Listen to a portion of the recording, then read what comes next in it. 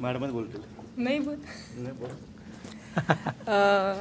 Suchita Pawar, creativity Polycoats private लिमिटेडमधून. First time Atul sir आले होते आमच्याकडे, तर मला वाटलं होतं की आपल्याला काही गरज नाही आहे ट्रेनिंग वगैरे करण्याची. खरंच असं वाटलं होतं.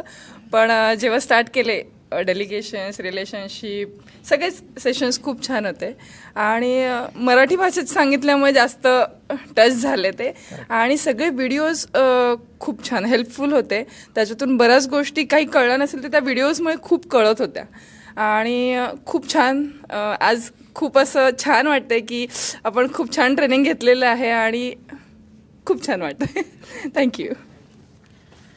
Yes sir. ज्यावेळेला मी बिझनेस चालू केला त्यावेळेला मला असं वाटलं नव्हतं की मी बिझनेस करेल म्हणून. त्या आयुष्यात आमच्या घराण्यामध्ये कुणीच बिझनेस केलेला नाही आहे. आणि आईवडिलांनाही असं वाटलं नव्हतं की हा बिझनेस करेल म्हणून. आणि ज्यावेळेला कंपनी जो फायर झाली 2012 साली, त्यावेळेला असं वाटलं की अरे आपलं स्वतःचं काहीतरी असायला पाहिजे म्हणून. त्यावेळेला स्वतःच्या मुलाच्याच नावाने बिझनेस चालू केला. ते नाव थोडं वेगळं होतं. आता नंतर त्यानं 2 वर्षानंतर परत हे जे रजिस्ट्रेशन केलं, ते नाव क्रिएटिव्हिटी पॉलिकोट्स हे झालं. 10 वर्षानंतर त्याची प्रायव्हेट लिमिटेड कंपनी झाली. तर ज्या वेळेला सिद्धेशशी माझं डिस्कशन झालं, सिद्धेशनी मला सांगितलं सर असं असं आहे, प्रॅक्टिसला आम्ही एकत्र येत होतो. त्यावेळेला सिद्धेशने सांगितलं की असं असं आहे, जगदीश सरांचं तुम्ही मार्गदर्शन घ्या.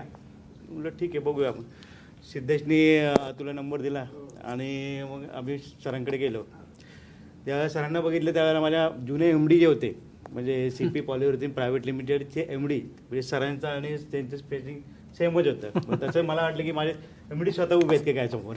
म्हणून मी सरांना त्यावेळेस बोललो होतो की मी तुमच्या पाया पडलं तर चालेल का म्हणून. तर ते झालं. त्याच्यानंतर बरेच सेशन आपण हे केले. वर्ष कसं निघून गेले काही कळालं नाही. सरांचा एकच इम्पॅक्ट जो वाटला मला हे वाटला तो बुलेट्सचा, की जो मला ॲक्च्युली आता नवीन काहीतरी बिझनेस चालू करायचा आहे, तर आपण एकदमच एवढी इन्व्हेस्टमेंट करण्यापेक्षा एक छोटंसं काहीतरी प्रॉडक्ट घेऊन यावं, ते मार्केटमध्ये बघावं, त्याच्या मार्केटची अवेलेबिलिटी काय होती, काय होऊ शकतं त्याच्यामध्ये. तर तो पॉईंट मला सरांचा खूप इम्पॅक्ट करून गेला.